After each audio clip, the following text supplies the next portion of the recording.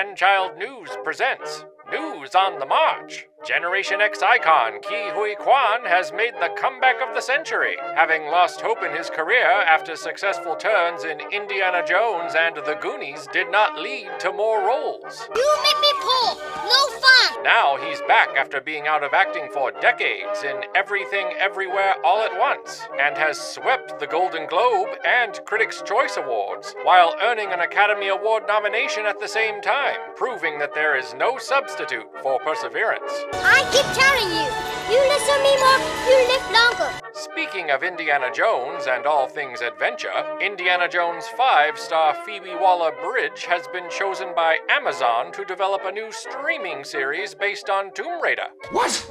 I woke up this morning and I just hated everything. While Amazon has also announced plans for a feature film about Lara Croft that will be directly connected to the Tomb Raider TV series. Having Waller-Bridge's fingerprints on both Indiana Jones and Tomb Raider at the same time reminds me of another guy that was given the keys to two major franchises in the same genre. Remember how well that went? The outlook is grim for Lara Croft.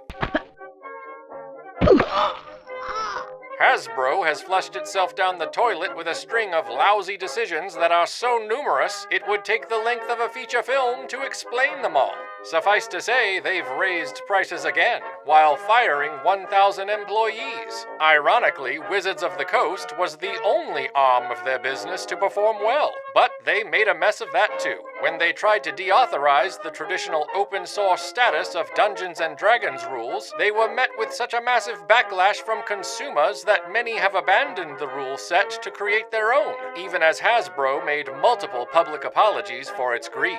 Owing to my ceaseless efforts to improve conditions in the district,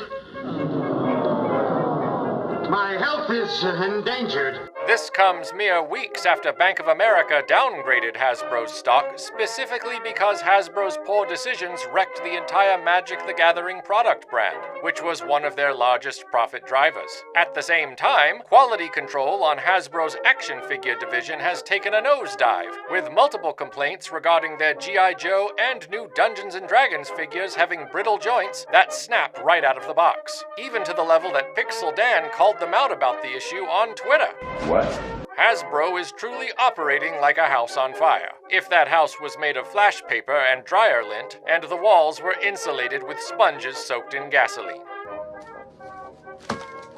I'm shocked! You should have seen it go up. It was something. Buffy the Vampire Slayer is back and fighting werewolves. Again! Sarah Michelle Gellar returns in the new series Wolfpack. And it's horrible.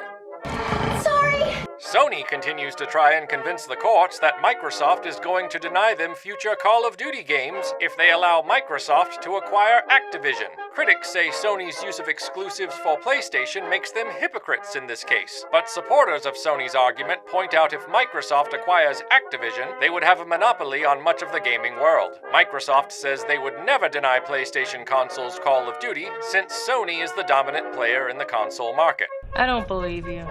And finally, if you want to get your zig-a-zig on, the famous Spice Girls double-decker bus from the film Spice World is now an Airbnb you can reserve for a stay in the UK. The interior is fully renovated for a comfortable vacation, but alas, Ginger Spice is not included in the package. This has been Manchild News for January 2023.